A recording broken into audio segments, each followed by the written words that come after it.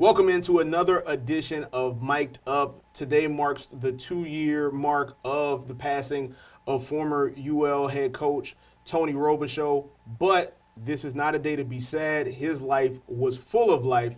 And so to celebrate him, I have former UL outfielder Brennan Breaux. So, Brennan, let's start with this. When I say Robe, just what's the first thing that comes to mind? Uh, Man of character. And then, you know, close second, a really, really great coach and mentor to a lot of people, not only players, people in the community, people that he interacted with on a daily basis. Um, you know, talk the talk and walk the walk, and great role model for everybody. What is, because you were able to be around him for a couple years after you transferred to UL, what's your favorite memory? What's your favorite story from being around Robe? Um, that's tough. I think it's just the everyday interactions and everyday lessons that you learn. Um, Looking at the big picture, the I knew him for a long time, but playing under him for 2 years, you see him on a little bit of a different level, the day in and day out, and you really understand how the message he's trying to get across, the what he's trying to get across to you, and ultimately the person, the man that he's trying to make you into become.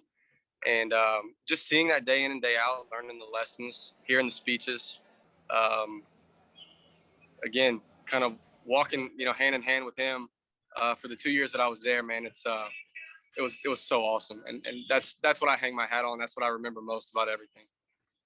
You mentioned it, like you grew up going to UL baseball camps. I mean, you were a ball or a bat boy at one time at Cajun Field, right?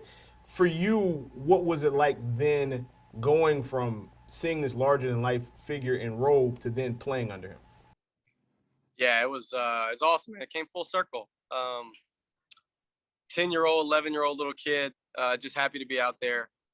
Um, Go and get the bats for those guys like Jonathan Lucroy, Scott Hawkins, all those guys that are legends here, amongst others. Thinking those guys are superhuman, superheroes, man, and ultimately having the opportunity to come back and kind of fill those shoes, um, walk in the same shoes as those guys, and play for Coach Rowe. Man, looking back on it, it was such an honor, such a joy of mine, and it's going to be hard to beat. That's for sure. Yeah, that's for certain. Obviously, Robe was known for all of his different Robe-isms. Is there any one that sticks out to you or any one that you carry with you to this day? Yeah, absolutely. One that always stuck out to me is that don't let other people's perception of you become your reality.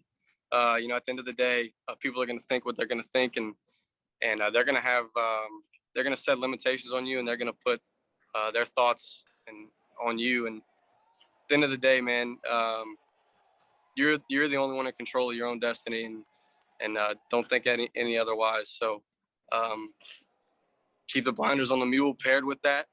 Keep after it, and you're gonna end it on the other side. So um, that's a big one for me. I really really hold that one close to me. I think for me, similar to yours, is the $100 bill. I thought that was just such a perfect analogy that you could rip it up, you could stump on it, you could crush it, you could do all these different things. But if you handed it to a homeless person, like they would still take the $100 bill. Most people would still take the $100 bill because it doesn't lose its value. In that, people, you get ripped up sometimes, you get stumped on, you may feel beaten down and defeated, but that you just ultimately never lose your value. And it's just like such a cool illustration of that message, and it's just so true that no matter what no matter what you're going through in life, you never lose your value. Totally, totally. And you can go through life, and if you were around Rope for any period of time, um, you know, you have a couple that always stick in your head and always pop up more times than not.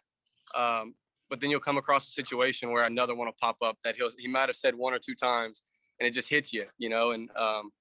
And so I mean every facet of life on a day-to-day basis. I mean, you can find something that related to something that he said for the better, man, it's like you said, it's a sad day, but at the same time, you reflect on it, and so many blessings hidden in there.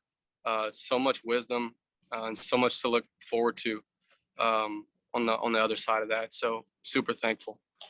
That's Brennan Breaux, former UL outfielder. Brennan, thank you so much for joining me. Thank you for having me, Seth.